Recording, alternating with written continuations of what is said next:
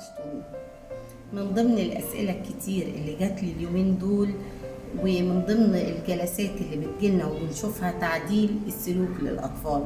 ابني بيعمل كذا وكذا وكذا وازاي اتعامل معاه، وهنا هقول لكم فيديو بسيط يوضح طريقة تعديل السلوك لماما وبابا في البيت عشان نقدر نتعامل مع أطفالنا بطريقة إيجابية وصح.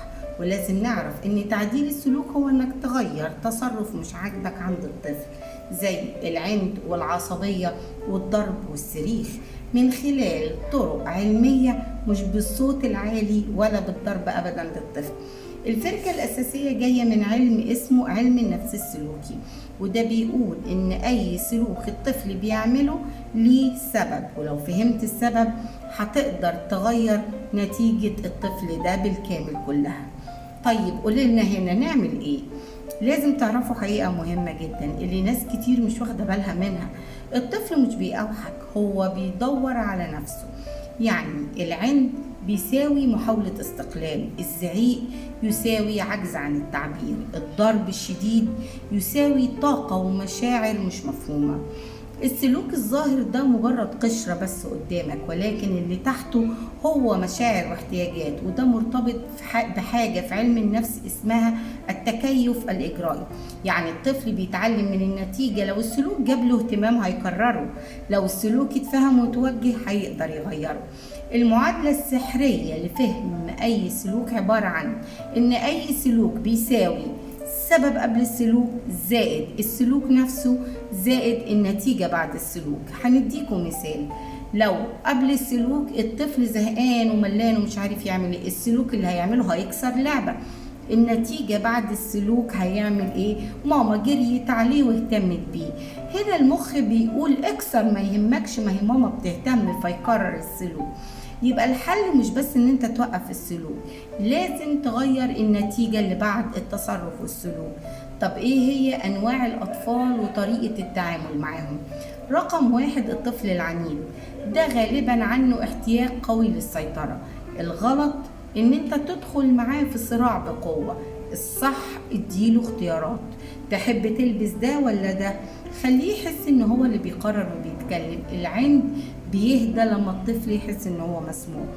تاني نوع الطفل العصبي اللي بيتضرب، ده غالبا مش عارف يعبر ولا يقول. الغلط ان انت تضربه او تزعقله، الصح سميله مشاعره، انت متضايق علشان كذا، صح؟ علمه بديل، اضرب المخدة مش صاحبك. الطفل محتاج لغة للمشاعر عشان يتفهم. تالت نوع معانا الطفل اللزقة او اللي عايز اهتمام زيادة عن اللزوم، ده غالبا محتاج امان واهتمام. الحل ان انت تديله وقت خاص يوميا حتى لو 15 دقيقة، اهتم بدون شروط. لما تملي عاطفيا هيهدى جدا.